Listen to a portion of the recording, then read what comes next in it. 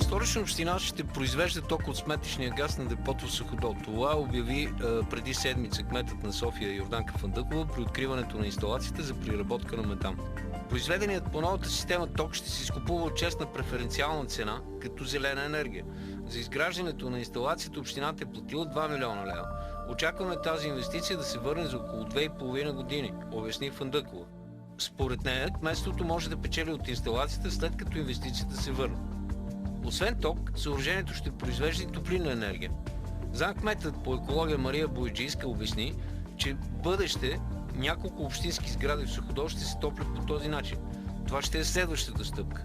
Инсталацията ще работи 15 години. Предвиждаме при включване на втория етап от депото да се монтират допълнителни инсталации за производство на енергия, коментира тя.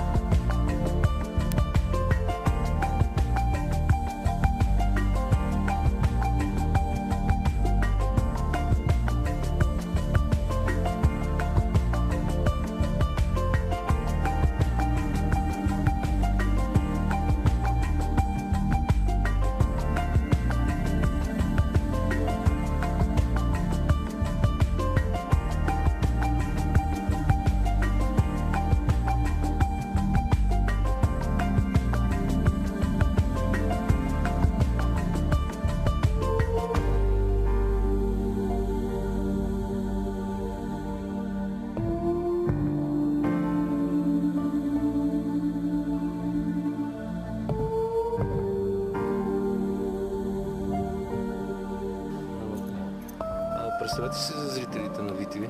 Здравейте, казвам се Пламен Казаков. Аз съм старши експерт в дирекция управление на отпадъци в Столична община. Какво беше това тук, което ни показахте? Това е новото съоръжение, което сме изградили на депо Суходол за оползотворяване на сметищния газ. Представлява модулна когенерация, която изгаря сметищния газ, което представлява метан, преобразува го чрез генератор в електричество и съответно влиза в мрежата на ЧЕЗ разпределение, при което се заплаща по преференциални цени на Столична община.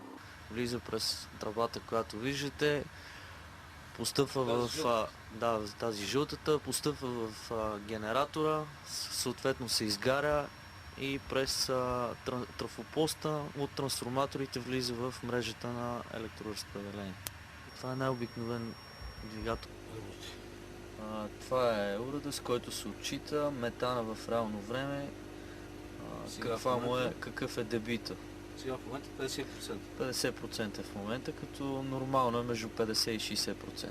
За да е концентрацията, да. И за да може да се получава добро КПД на самия двигател и генератор.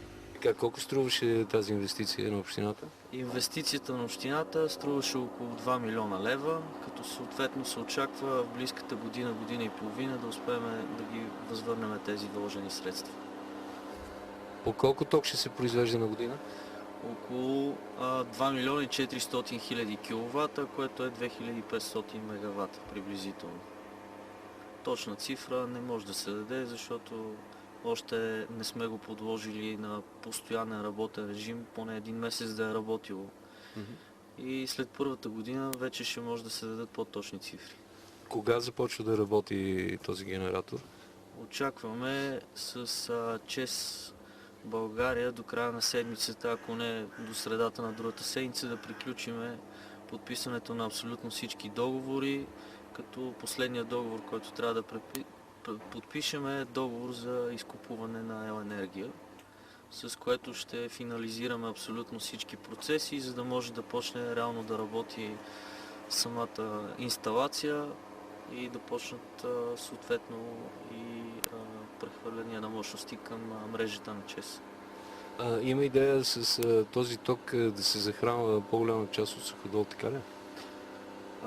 Така е, но за сега ще остане само като идея да може да го продаваме на ЧЕЗ разпределение, като съответно по-нататък ще преценим дали ще продължим в тази насока да го продаваме или да го отклоним и за други нужди. По груби сметки, по информация на общината, има метан за около 15 години. Нормалният период на консумация от тялото на депо е около 10-15 години. Всичко обикновено е прогнозни сметки, зависи от много видове параметри, но може да се каже, че минимум 10 години може да се ползва самата инсталация да извлича газ от депото.